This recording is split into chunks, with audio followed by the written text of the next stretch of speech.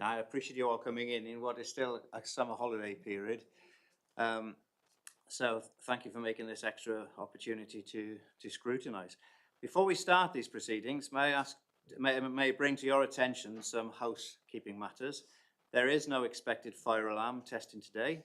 Therefore, if the fire alarm does sound, please follow the fire and emergency procedures that are applicable to the council house. The meeting will be broadcast live to the internet and will be capable of subsequent repeated viewings. By entering the Warspite room, committee members are consenting to be filmed throughout the meeting and to the use of those recordings for webcasting. And please can I ask that you speak clearly and directly into your microphone when addressing the meeting so that online participants and the public can hear, and that it is switched off when you're not using it. Your mobile devices need to be turned to silent. So can I ask, are there any apologies? Thank you, Chair. We've apologies from Councillor Holloway, and Councillor Moore has joined us today to substitute. We've also received apologies from Councillor Darcy. Okay. That does mean, Chair, that we don't have a vice, so it's up to you whether you think you need one or not for today's meeting. I'm quite happy to proceed as we are. Everyone in agreement with that? Okay, thank you. Okay, can I ask, are there any declarations of interest from committee members in relation to the items on the agenda today? No, nothing. And I don't have any urgent business for consideration. So we're here to discuss the DELT services procurement based on the information you have before you and questions you will ask, and subject to presentation we'll have shortly as well. So we'll be discussing these re-procurement DELT shared services, which currently provides essential services such as IT, payroll and printing. And it is crucial to remember that our role here is to scrutinise the proposal, not to make the final decision.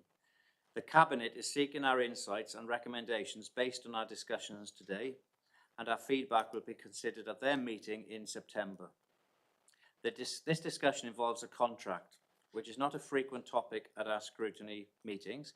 If our conversation touches on cybersecurity or commercially confidential elements of the proposal, we may need to move into part 2. And I will seek advice from our officer support if we reach that point. Okay, so I'm now going to ask Councillor Sue Dan, portfolio holder in the Cabinet, to introduce the proposal, to introduce the item, which then will be furthered by Peter Honeywell. Okay, over to Councillor Dan. So, thank you. So, there's both my name and Councillor Larry's name on the report because it comes under a joint portfolio. So, Councillor Larry's taken the paper to Cabinet in September. So, we set up DELT 10 years ago, and because I've been on the council that long, I'm going to give you a little bit of history as to why we set up DELT in the first place. So when I first came on the council back in 2003, I can't believe it's that long ago. I know, look at the grey hair. IT was a real thorn for the council because it was very, very difficult to manage it. It was a growing service area, so we'd spend a couple of £1 million doing something in IT, and then a couple of years later we'd need a couple of more £1 million, and there was never any long-term plan. And this was felt not to be a good way to have something managed which is absolutely integral to the day-to-day work of the council. There isn't an organisation now that does not demand IT. So every time we have an outage or the phones go down or we have an issue with an update, we all know how it affects everybody's work.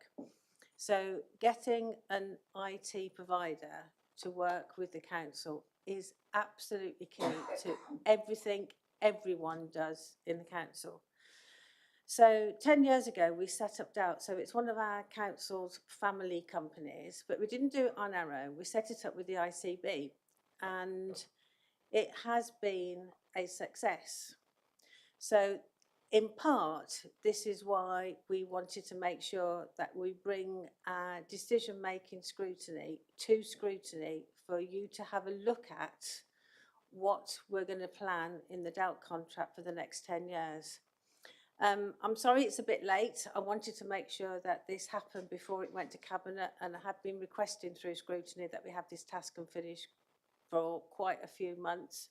But thanks to the scrutiny chair over there, the chair of the management board, we've managed to get it in before it goes to Cabinet, because that's really important. When it was set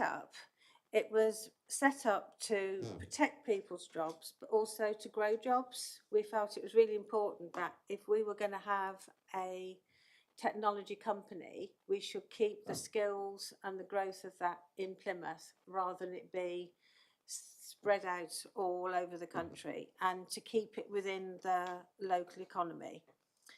Over the last 10 years of the contract, the technology has moved on absolutely enormously. So when we were looking at the next 10 years of the contract, it's in a very, very different position than it was 10 years ago. And that's because the services that we offer now, using IT as a base, so if you just think of the website, for instance, gone are the days where people used to ring up and use a call centre all the time. Most of our information that residents want now, they get through the website. So we have to make sure that we've got a modern technology to support that. DELT has always been supported cross-party, so it's never been a political decision whether we had DELT as a company or not. It's always had cross-party support. And it's enabled us to make sure that we transition and we spend the same amount of money every year, so there are no surprises. So the reason the contract is there for 10 years is because it gives us the best base to plan ahead for the future.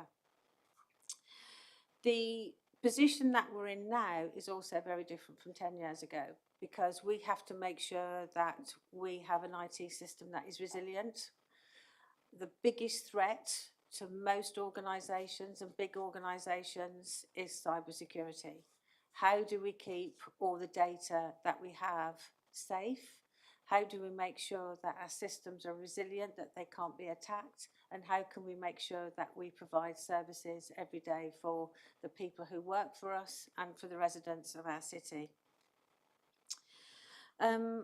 Over the last 10 years, DELT have absorbed quite a lot of the costs that would normally have been put across to us, things like inflation, because it was a set contract.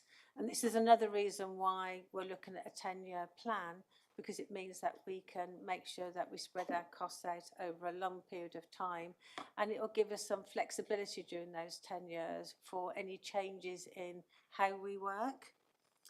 So today is really about scrutiny, listening to how we've got here, how we've made the decision, our benchmarking, what we've done to show that this is value for money, what we've done to show that this is a resilient contract for the next 10 years, and for you to have your say and make sure that there's nothing in here that you have concerns about, or on the opposite, there's something that you think that we should have looked at and haven't brought up in the contract. I would really ask one question, one request is, I do not want this to be a conversation about you and your personal IT, because this is about a big contract for 10 years. It's not about whether your laptop works on a Friday night when you're trying to do your emails. That's my only request. This is a strategic paper, not an operational delivery paper. And I gave Cabinet the same message, I might like to add, when I took the paper to Cabinet a few weeks ago. So thank you very much. I'm going to hand over to Pete now, who's just going to run through a few slides just to bring out some of the things I've discussed, and then it'll be open for any questions. Thanks, Councillor. So as you say, I've got a few slides to hopefully preface a conversation about the issues and questions that this proposed decision brings up today. Might be helpful to start just by giving you a sense of magnitude of the contracts and the worth of the contracts that we're talking about here. So DELT provides 3 big services to the council at the moment. All the contracts conclude this year, and all the contracts therefore are subject to renewal and part of the recommendation today that we're going to discuss. The three contracts cover IT operations, far and away the largest of the three contracts, about £8 million a year. That's the revenue spend on the council, by the council on IT. We also buy our payroll services through DELT, that's pensions, advice, payroll slip generation, and all the work to administer payroll function for the council, correct payroll and things as that goes on. And that costs us about £680,000 a year. And then we also buy our print and document management services through DELT. This is a service that produces things like the council tax bills and reminders, posters that go up around the city, all of the council's printing needs essentially, in a print shop, where you would recognise it as a print shop, the same as other commercial printers.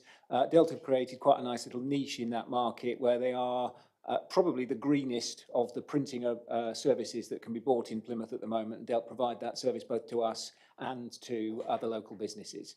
So the print operation is about £700,000 a year. So you can see £8 million on IT. The other two services are less than 1/10 of the value of the IT contract. So forgive me if we spend most of our time talking about IT. Of course, I'll take questions on all three of the services if you have them. Councillor Dan mentioned in her introduction how fundamental IT is to customer services and indeed the delivery of all services in the council, and that's absolutely true. I wanted to give you a sense, really, if I could, of the dependence that we now have as a service delivery function for the people of Plymouth using IT. So if we think about the website, for example, and our digital services, about 95% of all of the simple demand that the council receives on a regular basis, take it a day or a month or a year, is now fielded over digital services. So that's the web or our forms and digital services that allow customers to make a request of us. So that compares to all those customers that ring us, customers that turn up in libraries and other service front doors and ask for relatively simple bits of information. 95% of that demand is met by the website. So when we think about how important that is to us, if we didn't have the website, we'd probably need to employ another 50 or so staff just to answer calls. So it's really significant. And the other things that the council relies upon IT for in very large ways would be council tax collection. So the 96% collection rate that we achieve wouldn't be done if it wasn't automated. Planning decisions, put planning applications in through online services these days. Children's safeguarding, adult safeguarding, all of these services, the really fundamental ones, rely upon an IT platform. And even those services that are less evidently reliant upon IT, like bin collection, still use a lot of IT to get the routes generated correctly and actually to allow those bins that are missed occasionally, when we do miss a bin, to actually be recollected. All of that's done digitally now as well. So all of our services in some way or other are actually fundamentally tied to the provision of a reliable IT service. A little bit of background. Again, Councillor Dan's done a really good job of just explaining where DELT came from. So it was established in 2014. It was established by the council, Plymouth City Council, and the local NHS commissioning function. They've gone through a number of names. They were at the time called the CCG, Clinical Commissioning Group. They're now called the ICB, Integrated Care Board. They remain a shareholder and a founder member of DELT. The first service that DELT provided to both shareholders was IT operations. And in financial year 18-19, some of you may remember, the council chose to transfer into DELT our payroll operations and our print and document services. As I say, all contracts end September this year. Since DELT was formed, it's expanded. And, DELT is allowed, we'll go into this in a bit more detail in a moment, but DELT is allowed not only to provide services to shareholders, so that's us and the NHS, but it's also allowed to provide a commercial range of services to other parties on a conventional contracting basis. And DELT has broadened out the range of services now to a number of other back office and support services to mostly public sector bodies in and around the southwest. So that's schools, social care settings, other health settings, and even blue light services. And Delt provide things like FM, they provide procurement advice, they provide cybersecurity type arrangements to some of those organisations under a contract arrangement, slightly different to the way that we will be able to apply and contract with Delt ourselves. I'll go into how and why that works in just a moment. So, as I say, we as a shareholder in Delt enjoy, one of the benefits of being a shareholder in the way that Delt was set up is we enjoy a procurement exemption against public sector procurement regulations. And what that means is that instead of having to go out to market and tender our requirements and invite competitive process to deliver back responses, because we're an owner of Delt and because we control both how Delt operates and its functions, we are allowed to directly award to Delt. We don't need to do competitive tendering. In a minute, in the slides, I will explain how we are demonstrating to you and Cabinet the value for money that Delt represents, because obviously one of the big advantages that going through a tender process gives you is you can compare price, you can compare service offerings, and you get a fair comparison of what the alternatives are out there. So obviously that will be one of the questions I would imagine you have, and I will try and deal with that in just a minute. We ought to think about the options the Council has on the table in terms of the other ways in which these services that we just described could be provided to us. And in very simple terms, I've listed them up on the slide here, and you'll find in the papers, there's a little bit more detail on this. And again, we might want to go into some of these other options later on, subject to your areas of questioning. But broadly speaking, we've got an option to look at bringing the services back in-house. As Councillor Dan said, in 2014, that IT services were all in-house, and up to 2018-19, payroll and print and document were all in-house. They were managed by council staff, and they were subject to the direct control of the council. And you've heard a little bit about some of the challenges that IT represented. And I would argue that we had similar challenges in our payroll function, which actually has really done a great job in commercialising itself. Under Delt, it's managed to sell additional services into schools and other parties across the city in quite a successful way. So payroll was a rather good example of something that we thought actually might be better commercialised through Delt. And print and document services, hopefully when we talk about that, you'll get a sense of how Delt have modernised that dramatically and turned that into what is effectively a carbon negative business. So through a combination of different investments in equipment, printing inks, electricity, including transport and things for the van that runs the print shop, and some offsetting in tree planting, that business is now carbon positive, meaning it actually absorbs more carbon than the calculated carbon emissions from the business. So we could bring the services back in-house. The most obvious challenge to that is actually retaining the calibre of resources that Delt can attract and retain and develop skills in their business. So the proposition, particularly for bright young IT professionals, of going to work somewhere down the M4 or central London is quite high in Plymouth. The labour rates are usually higher in big IT companies in the M4 corridor, actually, the prospect of working in a local authority probably doesn't cross the minds of graduates or skilled resources in the city generally. Delt represents quite a different proposition. So Delt looks and feels a bit more like one of the big IT houses up and down the M4, and are not completely committed to using the council's terms and conditions as the only basis of remuneration.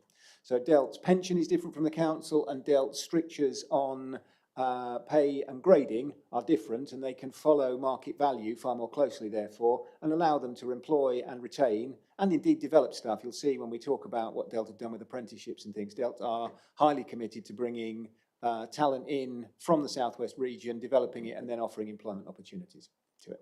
So I think bringing back in-house is a slightly difficult proposition in terms of retaining the right skills for us to be reliant upon. We could let a contract to a commercial third party. There are plenty of organisations that would willingly, I suspect, want to take on the council's IT, payroll and indeed printing services. They're reasonably mature markets, and there are certainly a number of providers that would, I suspect, want to bid for that work.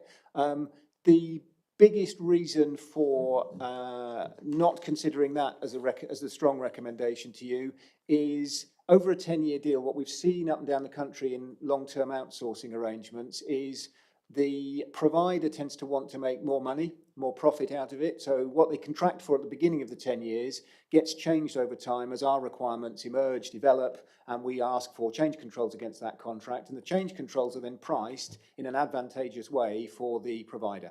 And it tends to rise or raise the value of the contract over the term of the contract. And it's also usually where the profit margin is made on those contracts. So we've done some analysis and we think, having soft market tested and benchmarked and things, that actually a third party over the lifetime of the contract would be a more expensive way of buying these services in.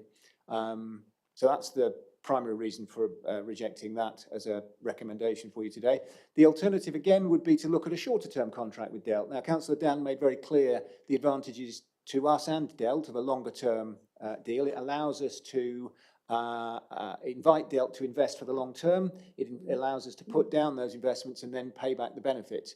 The advantage to a shorter term contract would be if we felt Delt in some way was in question or we had concerns about its suitability for us as a long-term partner. And I'm hoping that we'll establish today that we think Delt are a good long-term partner, but of course that will be up to your questions. So in summary, the other options, the main options that we've got open to us are either higher risk and or higher cost alternatives, we think, to the option that's on the table for you today. Thinking about what Delt gives us, I think Delt represents a pretty unique combination of things to the council, and I've tried to summarise them on this slide. So the point one is, I would say that because we control Delt as a shareholder, we have a seat on the board, we've got reserved matters that only shareholders can sign off on behalf of the company, we approve the business plan every year. All those things mean that effectively Delt is reasonably well controlled by the interests of the council, and Delt therefore will evolve as the market, and I'm thinking here particularly about IT, which is a rapidly evolving market, as I'm sure you're all aware, without expensive change controls. So we've seen this in the past. Over the last 10 years, Delt have not really come back to the council and said, oh, because cybersecurity is now much more expensive, we want more money, because inflation is now 11% as measured on the retail price index, and in the IT sector is about 20%, we want more money. Delt have stuck within the parameters of the original contract, and actually that suited both parties reasonably well. Delt have found efficiencies to try and offset some of the additional expenses they've created, or has been created in the marketplace, and we've obviously benefited by not seeing those price rises.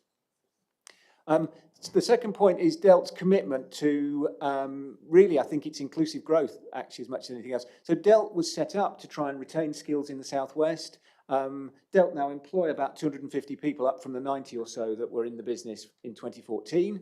The majority of those roles are high-skilled roles. Delt are committed to developing and retaining that talent within the southwest. So Delt don't have either offshore service centres, and they don't even have outside of the region service centres. So all the jobs that Delt recruit, develop and retain are really benefiting the local economy. I'll show you in a minute the value for money comparisons to other options that we have around service delivery. I've focused particularly, as I say, on IT for the examples today, but if you're interested in more detail on other benchmarks, we can go there too for the other services.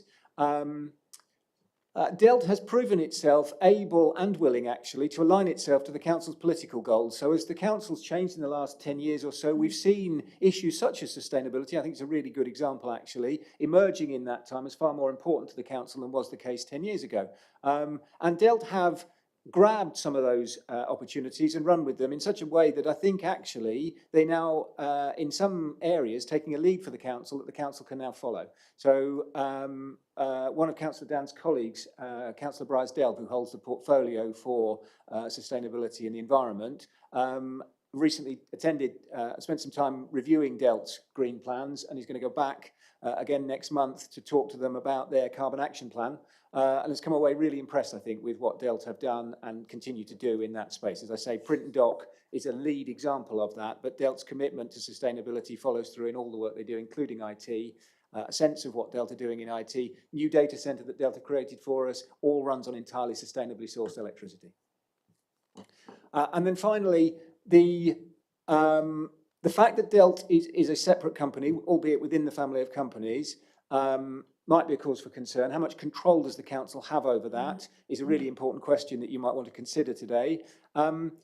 Through, as I say, our shareholding, our position holding a member on the board of Delt, our approval of the Delt business plan, it offers the council, I think, pretty unparalleled ability to control the operations, the key parameters of the operation anyway, of Delt, such that effectively we can consider it as rather similar to any in-house department. And in fact, the legislation that governs the procurement exemption encourages the owning bodies, so such as us, the council in this case, to consider an organisation like Delt as an in-house organisation. And if we can't find our way to consider it that way, then actually we start to question whether we can enjoy the procurement exemption.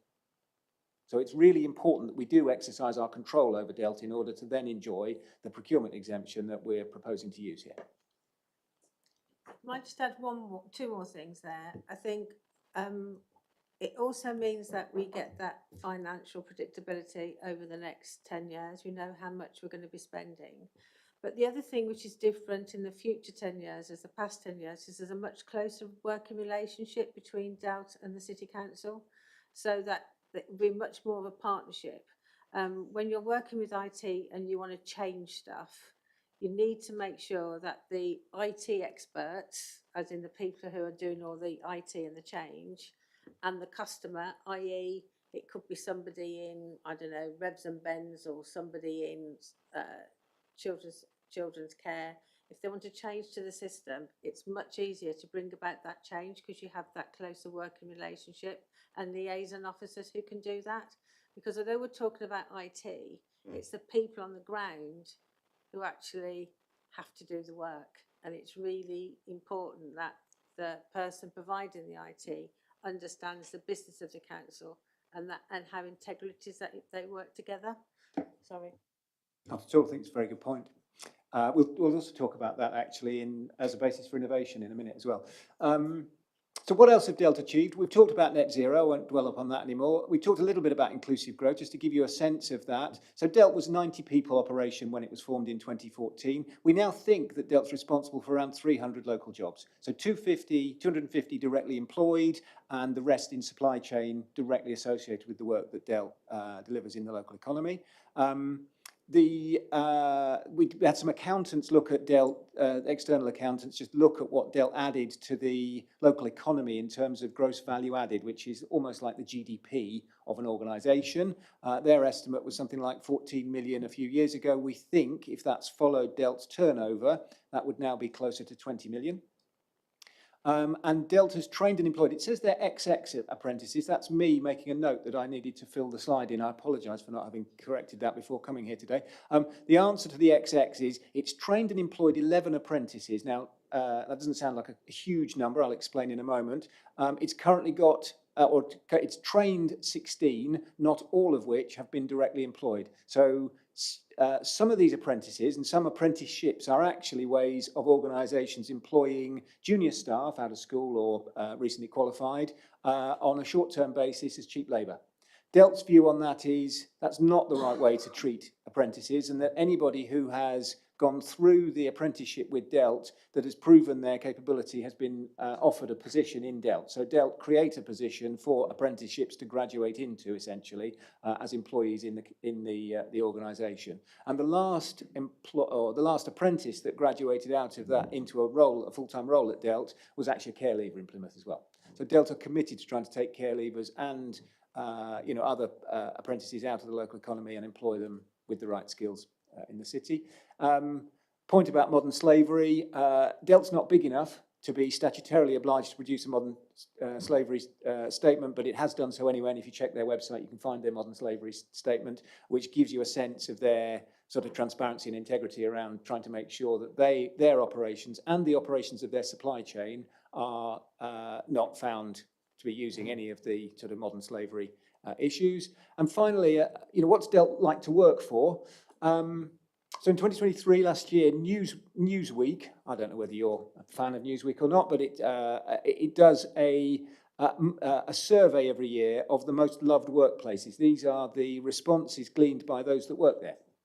So you'll see similar things online and things, but the Newsweek ranking of Delt put Delt 9th out of all of the UK companies that participated in the survey. And, you know, in the top 10, there are some extraordinarily, you know, they're really high household names in the top 10, and Delt sit alongside them with their employment practices. So I think Delt have committed themselves to the well-being, the diversity, the opportunities of their workforce in a way that's now being recognised by the workforce and has you know, clearly been recognised by that survey. Is Delt good value? So a quick run through of this. How have we proved that? We've gone to some benchmarking information for this, and we've also spoken to a number of other local authorities about their IT functions. The benchmarking that we've used is the largest UK database of IT functions. And what Delt shows is when you compare on a cost per person supported basis, the Delt costs, or the costs that we pay for our IT is about £5,100 a year. Other local authorities average out at about 8,100, so Delt's about £3,000 cheaper per person. The other industry is there if you're interested. I guess the question that begs is, with that level of difference, are Delt simply underinvested in, or are they providing really good value for money? Our answer to that is based on the service levels that Delt deliver for us. And here what we're looking at is trying to work out whether actually Delt are delivering good customer service and whether they're meeting our performance standards to try and answer the question, are they underinvested in, or are they delivering good service? So last 12 months, 97% customer satisfaction for the interactions that Delt get feedback from our users who interact with Delt. So this is where somebody has a problem with their laptop or mobile phone, we won't mention those today, and give Delt some feedback. 97% either said it's good, excellent, or okay. And we also track a full range of targeted measures measuring the performance of Delt, including speed of answer on the phones and fix rates and things for all the problems. Delt hit 92% of those metrics over the last year, and only in one case for 2 months did the same metric fail to hit target. So we think Delt are actually achieving pretty high levels of service, and the benchmarking would suggest that they're doing that at good value for us. What else have we looked into? So we've looked at what other organisations make of Delt. So we've taken a third-party perspective on this and said, what would you do? Fortunately, there's another local authority that's looking at Delt at the moment, and their analysis of Delt against all the alternatives that they could have had for their IT services said Delt represents a unique combination of alignment to their requirements as a local authority. So we talked about control, and I think they would recognise that same benefit. It's a regional service provider offering skills and employment opportunities in the southwest, which is attractive as a local authority. It gives us control over our IT environment and the ability to set the direction for systems, purchases, etc. And it represents no capital outlay. You don't have to buy your way into Delt. I guess we're going to touch upon cybersecurity and resilience and the importance of systems availability. So let's just talk about what cyber threats we face. Any of the analyses of threats that the UK economy or operation of the UK faces will list cyber threats as one of the most significant. National Risk Register includes it, probably in combination with associated risk around cyber as perhaps the most significant risk that we currently face. Over the last 5 years, Delt have spent 10 times more money on cybersecurity defences for the council and its other clients, rising from about £50,000 a year to over £500,000 a year now. And that covers backing up all our data on a daily basis and then taking interim backups throughout the day. Those backups are stored separately and they are written to something that, in theory at least, is unoverwritable. And that's quite important because often cyber attacks will try and overwrite the backups to render the attack more effective. Delt also buy in specialist third-party organisations that support us with monitoring threats, looking for where they might come from, monitoring activity on our networks and on the public networks that might attack us. We buy specialist cybersecurity software. We've now got threat training, including phishing training. Some of you might have seen the know before training that councillors and staff in the council are all now receiving, little bite-sized chunks of how to avoid cyber threats. DELT employ a team of specialist cybersecurity professionals, making sure our systems are updated, looking for risks, trying to change them and close them so that we can protect ourselves. And they also rehearse the response plans, so this is the business continuity arrangements in the event of a cyber attack. There's a lot of time and effort goes into cybersecurity and making sure our systems are resilient. A note about innovation. So, you know, DELT's quite a different beast to having your IT function in-house. One of the things we noticed when we were into the contract after the first sort of 3 years was actually our teams of staff that deal with customers had got separated from the IT suppliers that they used to have relationships with. When DELT was in-house, the IT suppliers would be in the building. Sometimes they'd have access to the teams that use their systems. That is no longer true. So on the left-hand side of this chart, you can see our customers with their needs and their expectations, providing feedback, complaints and ideas through PCC service delivery teams, classically customer service, but not always. And on the right-hand side of the chart, we've got DELT with IT operations delivery, and backed up behind them on the furthest right-hand side are the suppliers and DELT's other clients that have technical innovation, new ideas, new capabilities that come out of the technical marketplace. And in the middle, in that sort of egg shape, is the trick to making all this work and bringing innovation around, which is joint working. So Councillor Dan talked about the key relationships between DELT and our staff, and that's absolutely true. And having the right discussions about the right problems that customers are raising, the right ideas that customers are raising, with the kinds of things that vendors and DELT are seeing in the technology marketplace, is how we try and make the flow of innovation into our business happen. We can probably talk more about that when we get into questions. So, quick summary. I think DELT are uniquely set up to be accountable and committed to the drivers and priorities of the council. I think DELT have benchmarked, and market testing demonstrates that if they're not the lowest cost option, they are the lowest cost risk option to the council. And DELT have set themselves up to operate to high standards of sustainability and to reach our net zero target by 2030. So if you want a little summary, I think they're keen, lean and green. And I'll stop there.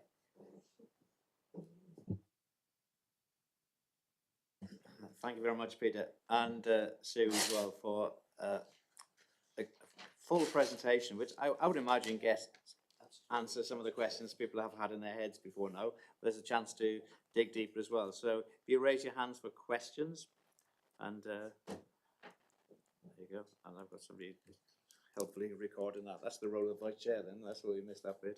Okay, Councillor Murphy. Thank you, Chair. You did actually answer one of my questions in your presentation, which was about going out to tender. As you said in your presentation, this is a huge contract. Can I just ask why at such a late stage is this coming to scrutiny now with a big contract? And this contract's been going for 10 years. I don't understand why we've got a month before a renewal of a contract that we're just getting this now. And I've got a couple more questions, but I can ask that later. From my point of view, Pauline, all I can say is that I've been requesting this through scrutiny for the last few months. And it happened today is because I spoke to the chair, Councillor Stevens, and said this has to happen before it goes to Cabinet. So this is not about it's not about the procurement of the contract, because that is a Cabinet decision, but it's about making sure that we've done our due diligence within putting this forward. That's what the scrutiny role is, and it has been slow to come to fruition.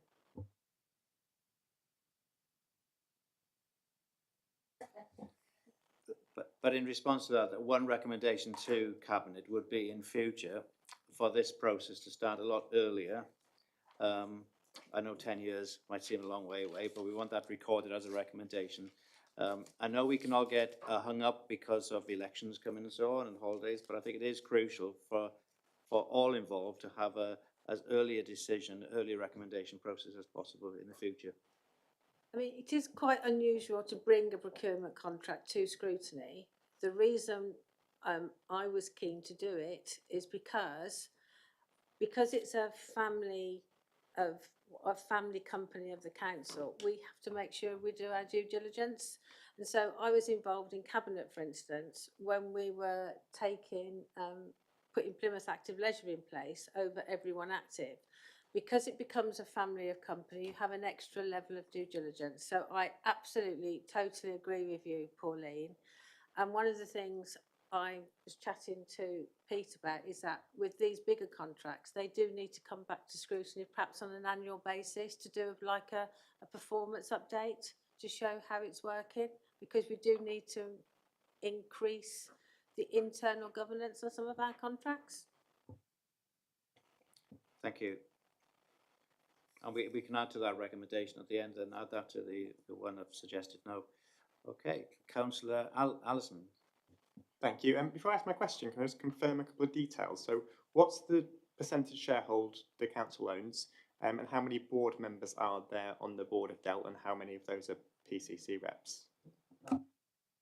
Good questions. The council owns 70% of DELT shares, stock by value. Decision making is shared 50-50 in the terms of reference for the company's articles and memorandum of understanding. Your second question was how many board members does the council have on the board of DELT? So it just has one appointed non-executive director on the board of DELT.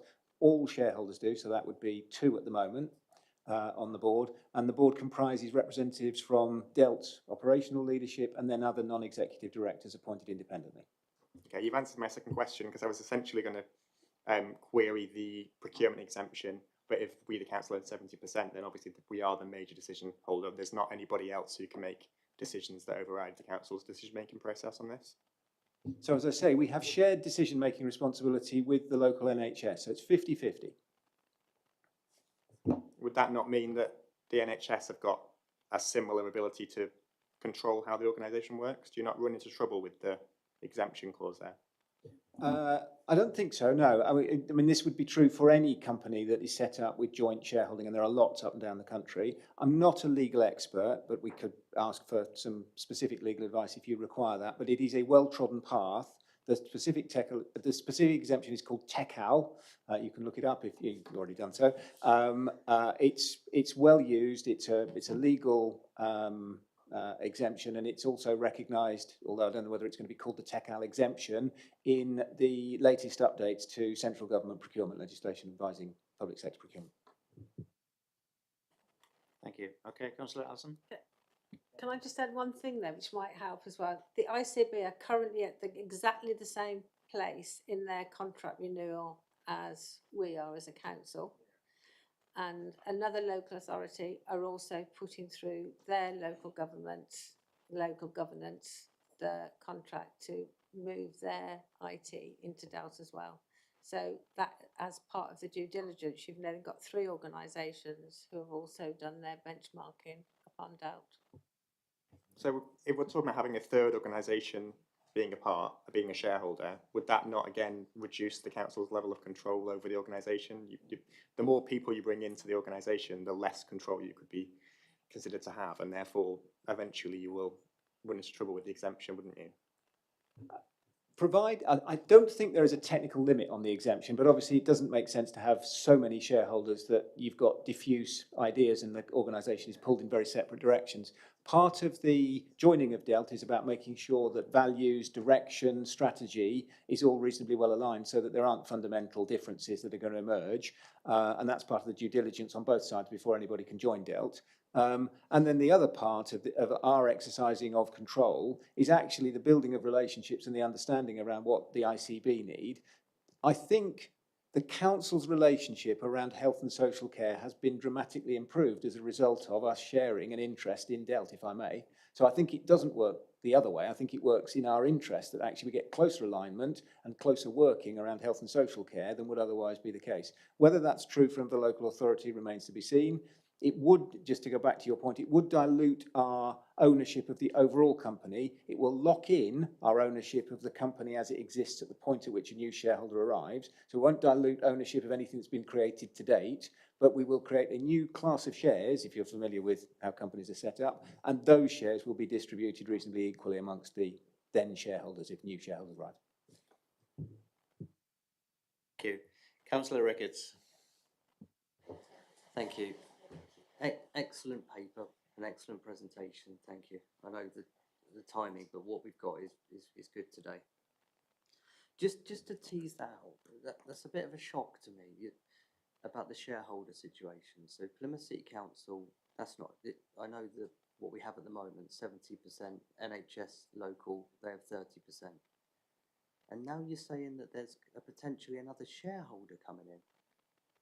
Can you talk through that, please? Well, Delt was always set up to try and grow business through the business model that was seeking to, retain skills, grow the local economy and the worth of that for both Plymouth and region in the southwest. So, Delt's business plan has always been to try and grow and attract a new shareholder.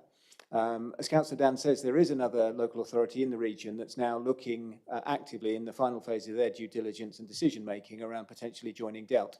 So they would be interested in becoming a shareholder, subject to the council and the local NHS agreeing to them becoming a shareholder. And what that would do is it would then mean, as we've just explored, that there would be 3 parties who would each have a sense of control over Delt. That does introduce the potential risk that those parties can't agree on something pretty fundamental about the operation of the company.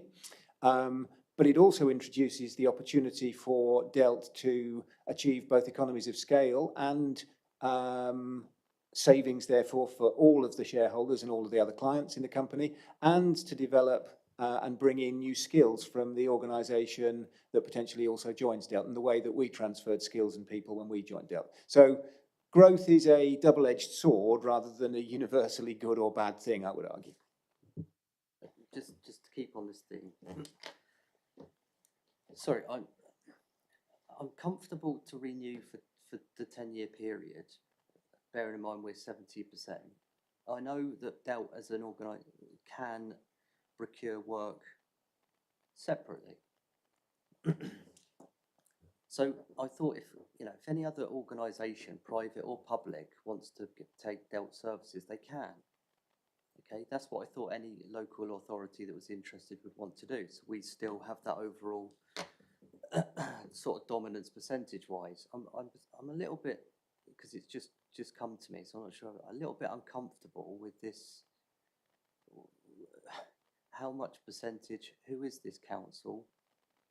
And that sort of changes my understanding of the next 10 years. If we're going to have a major stakeholder coming in, what's the mechanics of a local authority coming in and the negotiations of how much percentage share they have, and when's this likely to happen?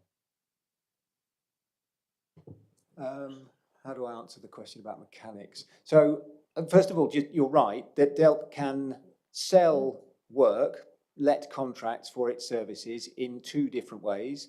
The first way that Delt have proven reasonably successful with to date is selling work on a purely commercial basis. So they win a contract in whatever procurement arrangement the organisation that wants to buy services from Delt are. And Delt currently have got a number of schools and care homes and things that I've mentioned, and even some private sector businesses. And you're right, those contracts offer the buyer no ability to control or make decisions over the company. They're just buying a service. For larger scale contracts and other local authorities, in this case it would be another unitary authority potentially joining, broadly the same size, a little bit smaller than Plymouth, their share of the value of the company would be equated to their share of turnover, whatever they represent. So if they represented 1/3 of the turnover, they'd broadly get 1/3 of the value of the shareholding of the company that was then newly created at that point. Their decision-making rights would almost certainly be equal to the other shareholders, in the same way that the decision-making rights of the local NHS at the moment are equal with the council, albeit the council has 70% value ownership in Delt. I think this is a very big situation for the council. We've been running this for 10 years, and then thank you for giving us the information. Doesn't that change the whole dynamics of the next 10 years ahead of us? If you're saying that there's going to be, is this council even local to us. Is this something the council wants to do? Can I see just, David- Councillor Ricketts, I just think it's not the council. This is Doubt. It is a different company to the council. Well, we're majority shareholders. We've got 70% stake. We're pretty much an in-house facility But with we the only have one, NHS. we only have one vote. That's the governance arrangements, but having another stakeholder is a big deal. Chair, through you, mate, bring can I in- just try and maybe help? I don't know if I will. Can we just be clear then? So when we talk about doubt, Pete's given us the sort of the board of directors and the fact that we got one director on the board. We are also a shareholder with the ICB. So there are two shareholders.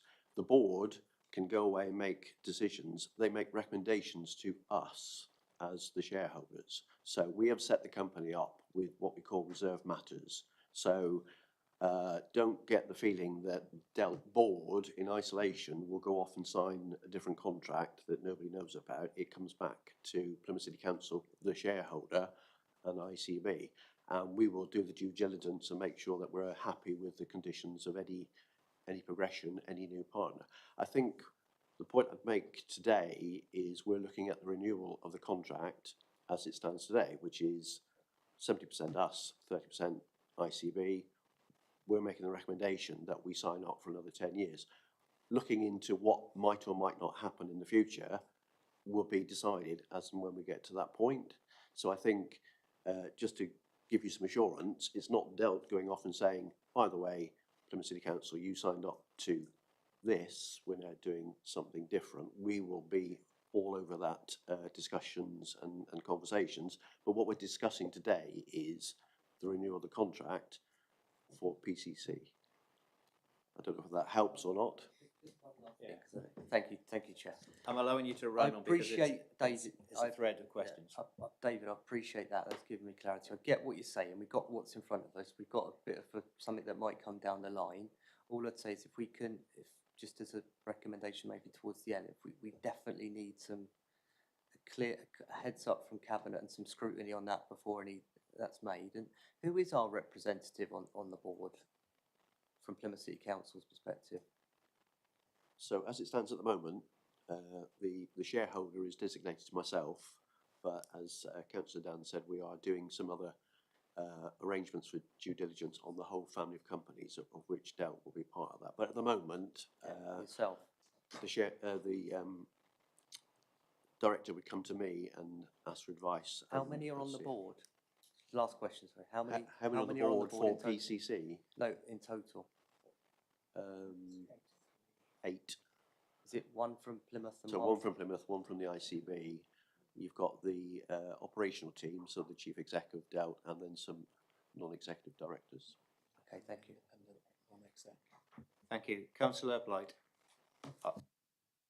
Yeah, I just want to clarify. The recommendation in this paper is that the decision is given to yourself to agree. So we're delegating authority to you to negotiate the contract.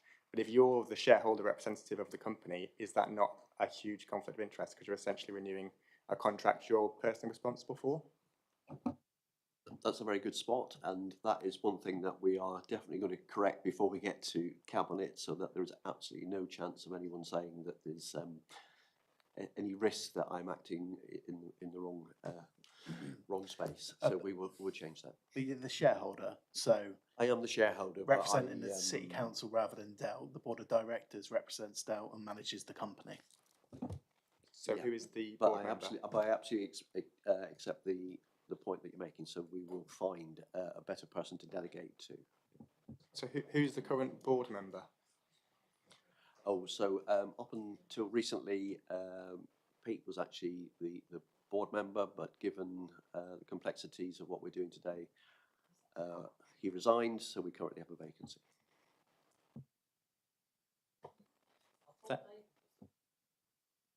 No, I'm the shareholder representative. Okay, Councillor Blight. Thank you. My question is about contracts, and I think it's in two parts, so forgive me if I'm taking two questions.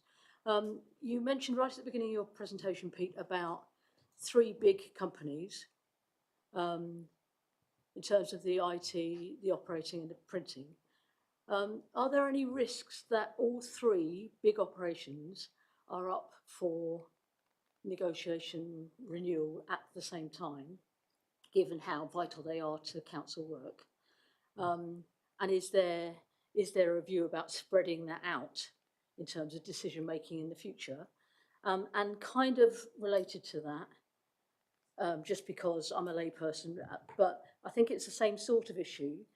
You also talked about the ICB and Plymouth City Council having this contract up for negotiation at the same time. Now, maybe very good reason why the two main shareholders are debating it at the same time, but are there any risks to both the DELT as an organisation and to our relationship with it by the fact that they are key points where these things are both happening at the same time? I promised to come back to your questions, but I'm going to give myself a little moment just to think about them because they're quite complicated questions, and just try and address this point about shareholder if I could as well. So until very recently, Giles Perrott was the shareholder for DELT. It was only when Giles left that David took over the shareholding, as noted. So just to clarify that, and that actually is now starting to put questions around how we govern these family of companies all round, actually. So just as a side note. So your point, Councillor, about contracts co-terminating is the technical term for having them all end at the same time, both our contracts and then the contracts with other major shareholders in DELT. So let me try and think through, are there any risks? The most obvious risk actually is to DELT, funnily enough. DELT would be rendered much less effective, if not non-financially viable, were either the ICB or PCC not to renew. Right, so we have one of the things that we want to offer assurance to this board and have offered assurance to Cabinet is the intentions of the ICB are to renew as well as us. That's their recommendation to their equivalent bodies. So I guess the most pressing risk would be if either didn't renew. I mean, payroll and print and document services I've mentioned are actually not life-threatening to DELT. They don't, they're not sizable enough, but IT would be. I think there are some benefits as well as some risks that come with having contracts that are up at the same time. There's a procurement efficiency, doing them all at the same time. There are some crossovers. Payroll in particular is very heavily dominated by IT. So, the payroll system is a big part of our IT outlay, and knowing that your IT and payroll are being looked after and contracted for at the same time for the same duration, I think has some merits to it. So I think there's some advantages as well as risks. I'm still trying to think about other risks that might come up to the council. I'm struggling to think about how there would be risks for us of having the contracts run at the same duration. And I've not given thought to the idea that we should, over this 10-year period, stagger the renewals of those different services. It might have been that you had a thought about that yourself, and I don't wish to put you under the spot, but if you can think of other risks that I'm not coming up with, then I'm happy to take them. No, not particularly. I'm interested again in the paper that we were given. There appeared to be some delay in the ICB renewing their involvement.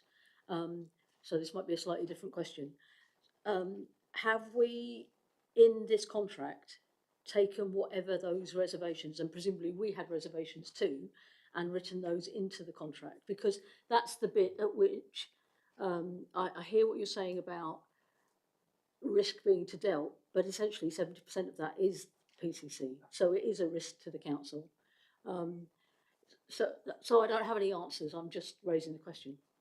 I think you make some very sensible points, first of all. I completely agree with them, and I now am beginning to tune into some of your thinking. So let's go into some of the ICB's concerns and our concerns actually about DELT. So why are we here today? Why have we resolved ourselves to this being the right thing to do? The ICB exist in a health setup in the region that's quite complex. There's major hospitals that have independent decision-making, independent IT, and there are local providers of health services, including GPs and other big providers like Livewell in the city and Devon Partnership Trust. They're also a DELT client, by the way. They are all trying to make decisions about the best way to operate their IT function for the benefit of the region and the patients that they serve, which is beginning to start to question about whether they need to come together in some more aligned way. They're all operating reasonably independently at the moment. Of course, that's both expensive and it means that some of their systems don't join up and the data doesn't exchange very well. So the ICB went through a period about a year ago of reflecting on that and trying to work out what they and their other partners in the health system were trying to do. They've concluded that it's most likely the big hospitals will align, and then the regional providers, GPs and DELT, providing support for the commissioning function, are also likely to align in some way. Might be around DELT. For the time being, that's the working assumption, and we are proceeding on that basis. Now, that introduces a question about break clauses and what the council is entitled to do in the event that DELT doesn't seem to work for us anymore. So I should talk about break clauses, if I may, at this point. The contract allows us to break in years 3, 5, 7, and 9 without fault by DELT. We can just choose unilaterally, we give them notice, and we can exit the contract. We can also break at any point if the ICB or other shareholders left DELT at that point without financial claim on the council. It would be at our cost to move, but we would have no financial commitments to DELT as a result of exercising our rights to break the contract. Does that make sense? Yeah, sorry, thank you. Okay, thank you. Councillor Nay. Thank you, Chair, thanks. I've got a couple of questions about risk as well. The first question is, with DELT working with outside partnerships, how does the contract ensure that we're protected against cyber attacks? And also, can you provide any evidence about how we've mitigated any previous attacks in the last year or so?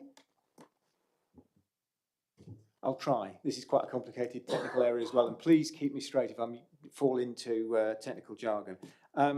So your first question was that if DELT's supplying and supporting other organisations with their IT, if they're more vulnerable to an attack, couldn't that infect us essentially? Yeah. It's a problem I worry about quite a lot actually. So DELT, I mentioned the technical specialists in DELT. We've spent a lot of time and effort trying to make sure that in technical architecture terms, we've isolated our systems away from those of other partners. And I'll give you an example in just a minute to answer your second question to try and bring that to life. But the answer is in isolating and separating the systems that DELT support. That works beautifully for most of our systems. So we're partners in DELT, as you know, with the NHS and schools and care homes and things like that. They don't have an interest in planning systems or children's social care systems or anything like that, so we can keep those all entirely isolated. There are some parts of our systems, though, that we share with DELT and share with partners. So our call handling platform, the one that supports the contact centre here, also supports DELT Help Desk, and it supports a help desk in local health. So those are entirely shared systems, and they require specialist protection, and we have all aligned our protections of those systems. The fact that we are now following KnowBe4 as a training principle comes from the fact that DELT introduced it for their teams because they recognised that they're just as vulnerable as any of the rest of us, and then said, well, we want you to be doing this. The NHS have their own equivalent of KnowBe4 running in the NHS. So this is where our security standards are working in partnership, and actually we're trying to all raise our security standards broadly at the same pace and the same time in order to make sure there isn't a vulnerable or a more vulnerable partner in the DELT system. But the answer is isolation where you can, so complete separation so there isn't a risk of infection and crossing an attack, and also raising security standards collectively. Just one more question, please, Chair. And the other risk that I was worried about was we've seen how much that the PCC spends 8 million on IT and things like that, but we haven't seen any accounts for DELT today.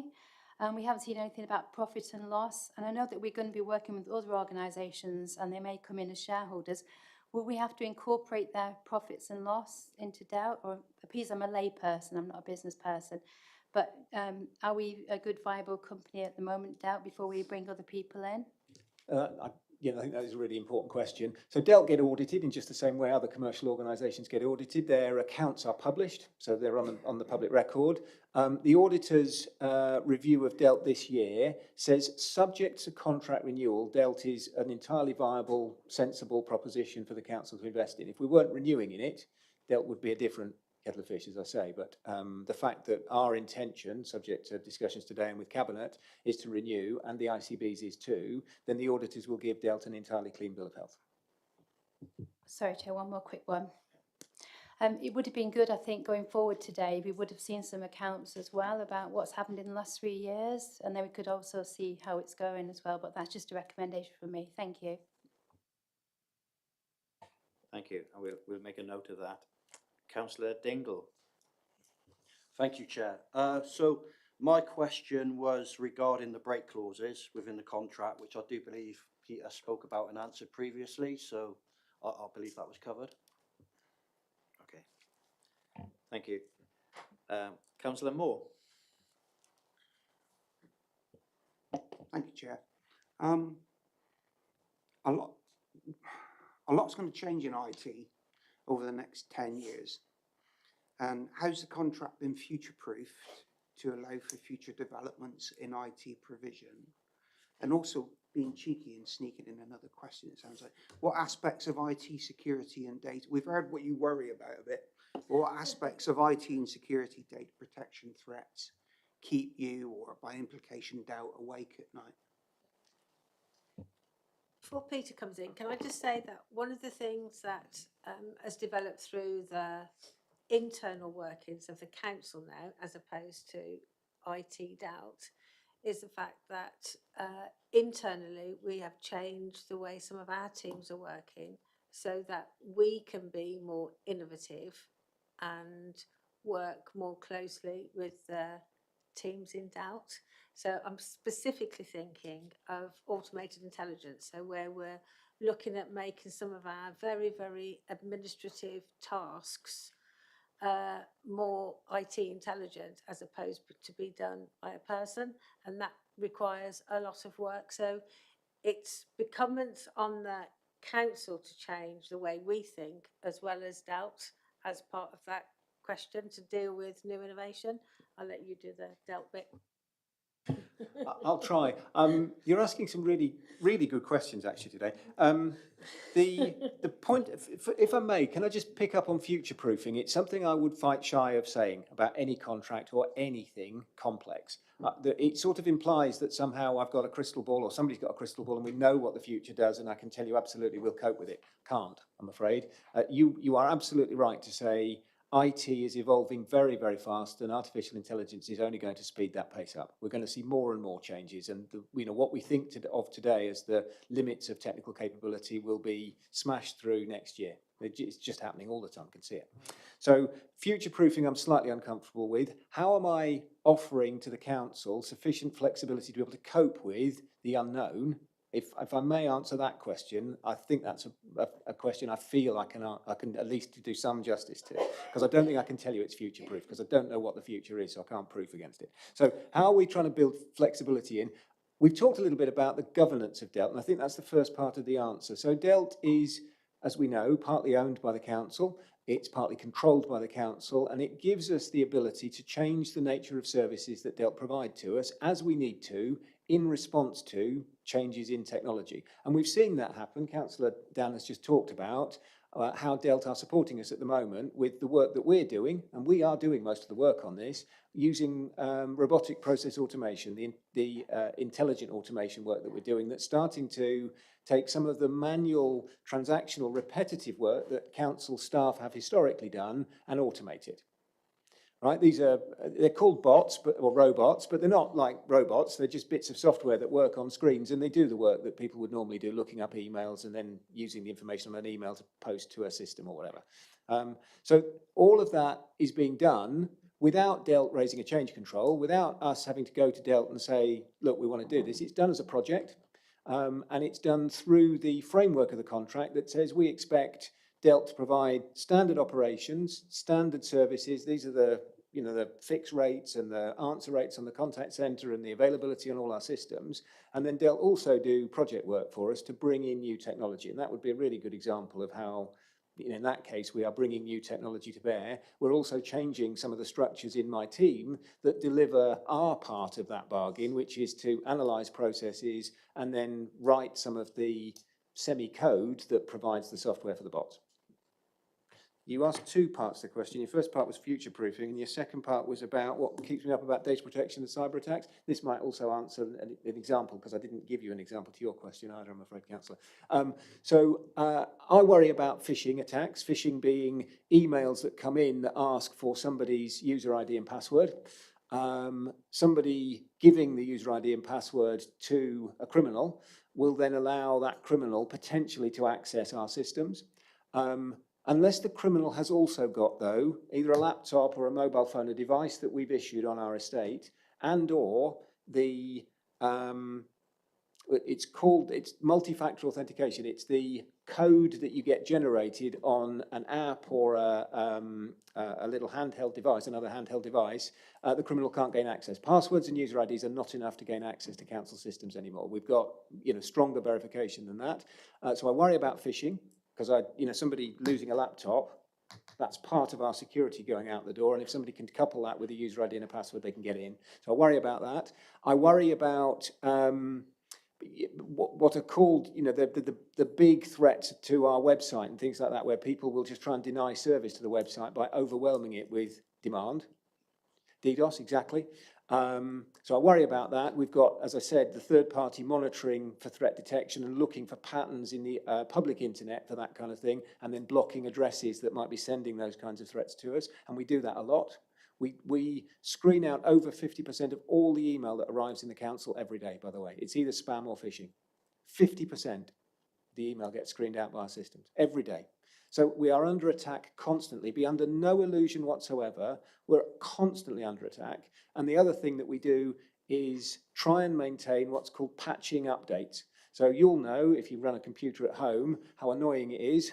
Every now and again, the damn thing says you need to run an update, and you have to run those updates. We have to do exactly the same thing on all the servers and all the back-end systems that we operate, or Delt operate, on our behalf. It's a huge, huge job, because you'll know with your laptops and home computers, those updates are ever more frequent. And in environments such as data centers, there's huge numbers of different systems in operation there. They all need patching. They're all issuing patches on a very high frequency. It's a massive, massive job. I worry about that as well. Our data protection, I worry about that too, but it's a different problem. That's a human problem, data protection, far more than anything else. And it's about making sure that people understand the kinds of implications of the data that they're processing on our behalf. And that's a massive problem, but it's a slightly different problem to Delt and technology, I think. Thank you. Councillor Riley. Thank you, Chair. Everyone has asked really intelligent questions today and really intelligent answers. Thank you. Mine's probably not so. It's more curiosity. Dell offer other services, don't they? Do we use those services at all? Well, no question's a Dell question, is it? Do we? So we don't use things like procurement services that Dell have, except for our IT and payroll, and actually print and document services. We don't use Delt's FM services, so Delt will do cleaning and those kinds of services. They even do a bit of catering, actually. We don't use those services. We've got our own Cater Ed company for that. So I guess the answer is we use Delt's other support services where they assist in the provision of IT, payroll, or print and document services. We don't use them independently of that. Thank you. And presumably the catering is chips and bites and things like that.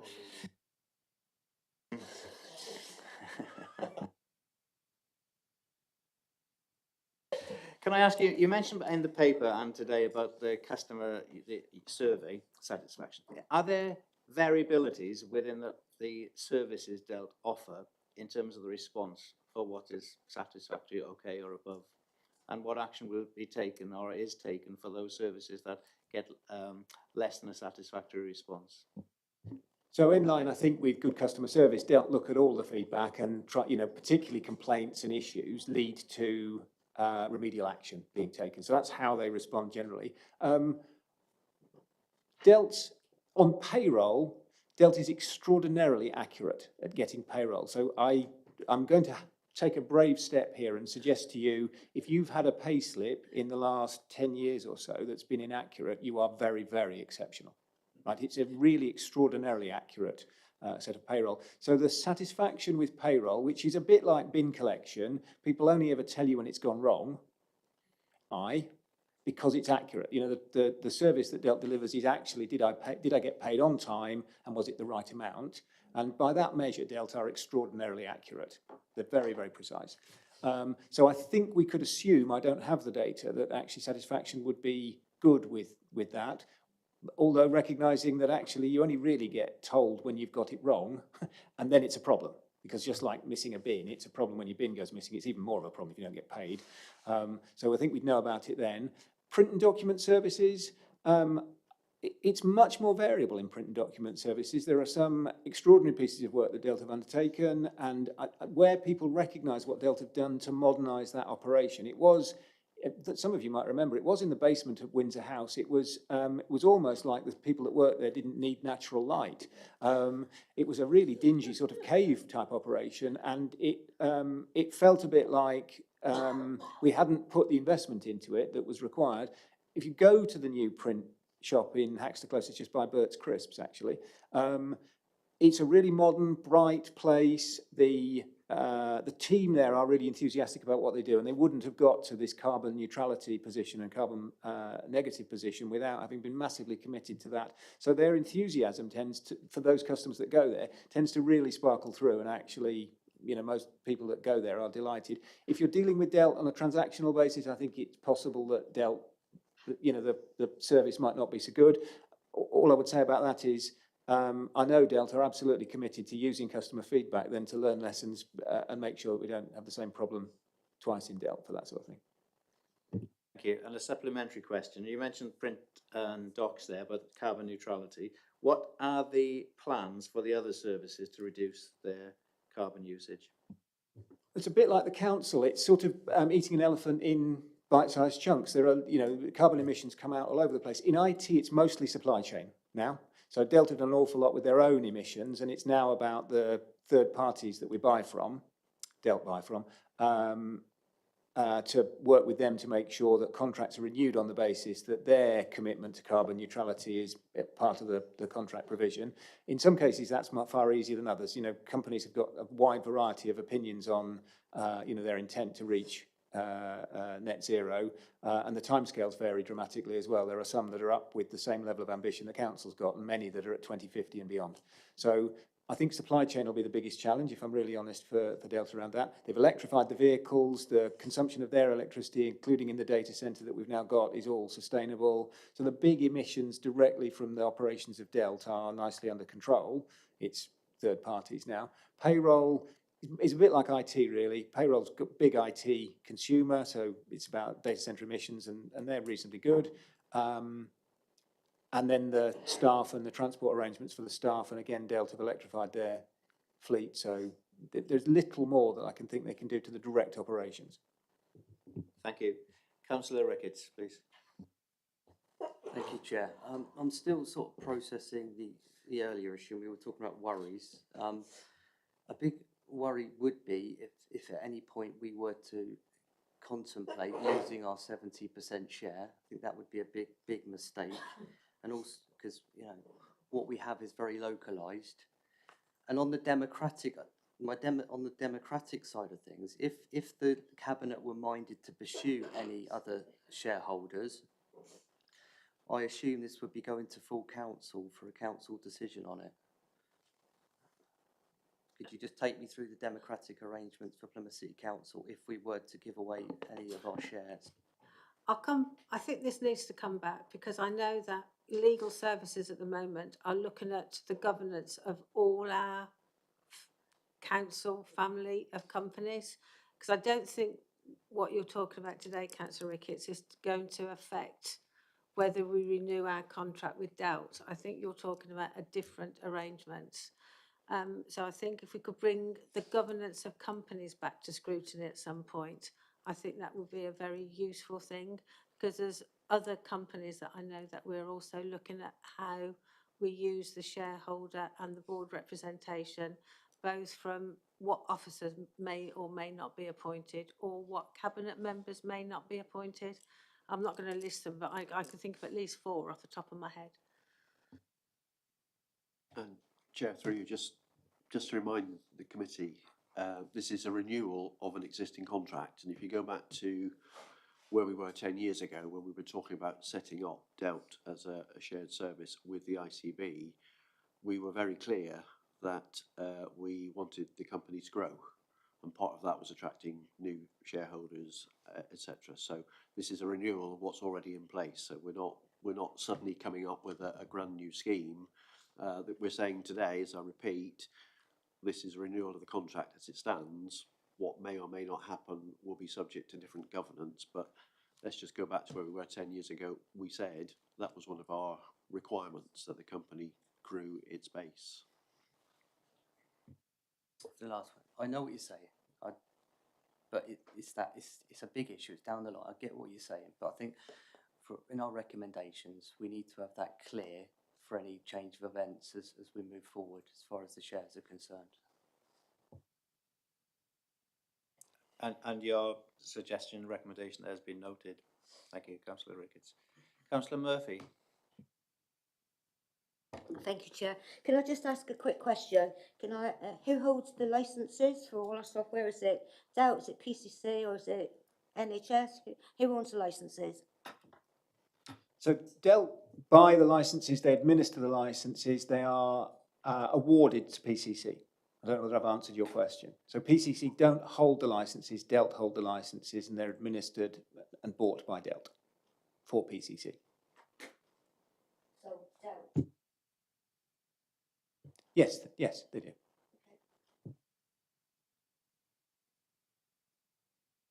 Have a supplementary?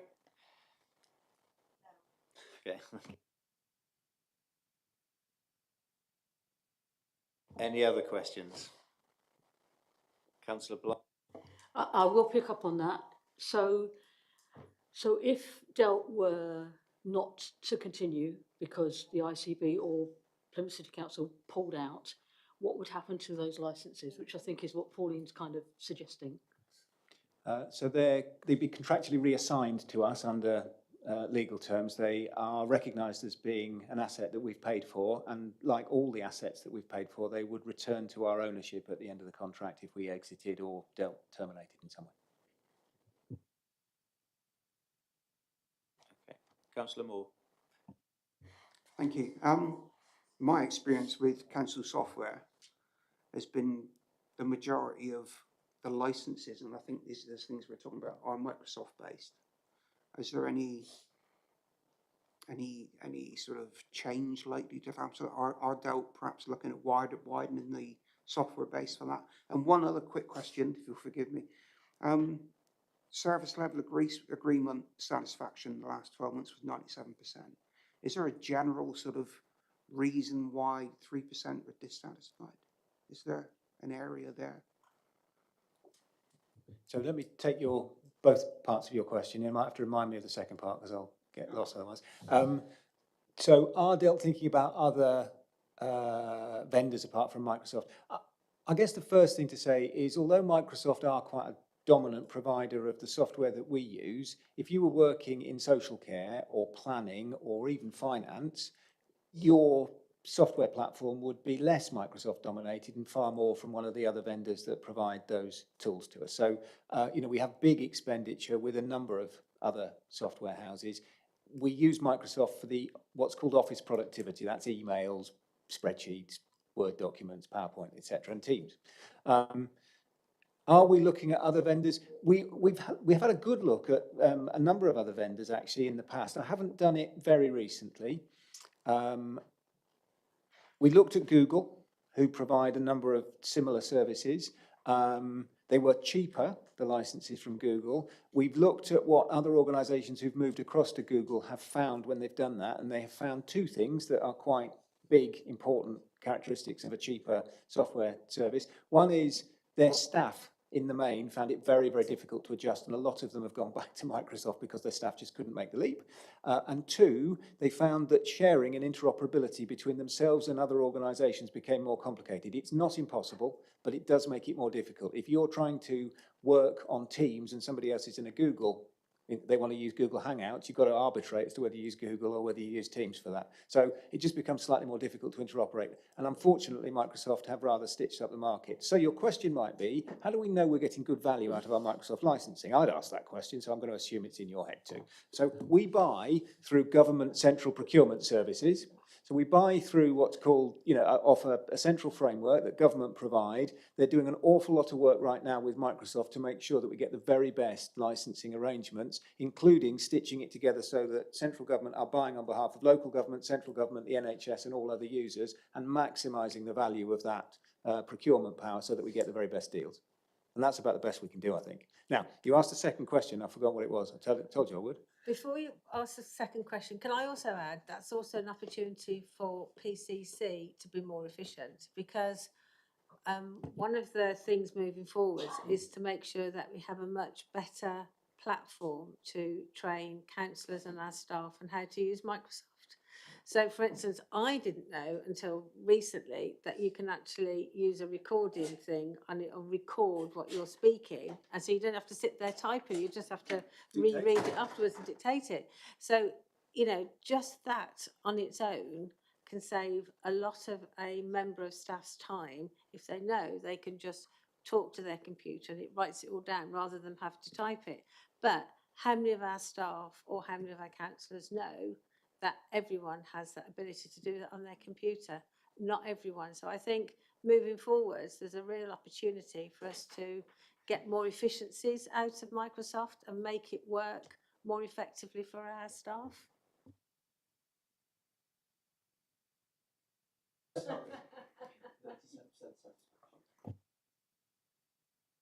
So yeah, What did the 3%? What comprised the 3% of people reasons people were dissatisfied? Speed of fix, and it's a piece of technology that's called the virtual private network. It is the mechanism that makes sure that when you're working remotely, you've got a secure, i.e. it's not, not over the public internet, you're not exchanging data with anybody that shouldn't see it, essentially. It protects the data that we send and receive in emails and other traffic when we're using public networks. So that VPN, the virtual private network, has been a real problem of, maintaining a stable VPN is one of the underlying problems. And that plus speed of fix are the two things. We changed a lot of the VPN software over the last 3 years to try and find more stable versions of it, and we're still trying to find actually a properly robust VPN, if I'm really honest. Thank you. Councillor Murphy. Thank you, Chair. Just following on from what David said, at the beginning of this contract, 10 years ago, they said they wanted for Delt to grow, which is absolutely great. If Delt were to expand, would they have the facilities and the staff to cover our stuff without compromising? Shall I take that one? So if Delt took new clients on, large-scale clients, the staff that currently provide that service have a legal entitlement to continue providing that service regardless of their employer. So there's something called the transfer of undertakings that means those staff that currently provide that service, wherever they are, would move into Delt's employment in the main. So Delt would acquire new staff. That didn't happen the last time Delt took on a large-scale new contract. So they have got commercial clients that they've taken on who didn't transfer a lot of staff, and Delt then recruited. One of the shareholder edicts on Delt when they take on any new staff is their first responsibility is to existing clients and the services they've contractually committed to deliver for those clients. So they cannot take on new services to the jeopardy of service levels and services currently contracted to existing clients, including shareholders. Thank you. I think that's everyone's opportunity to ask a question.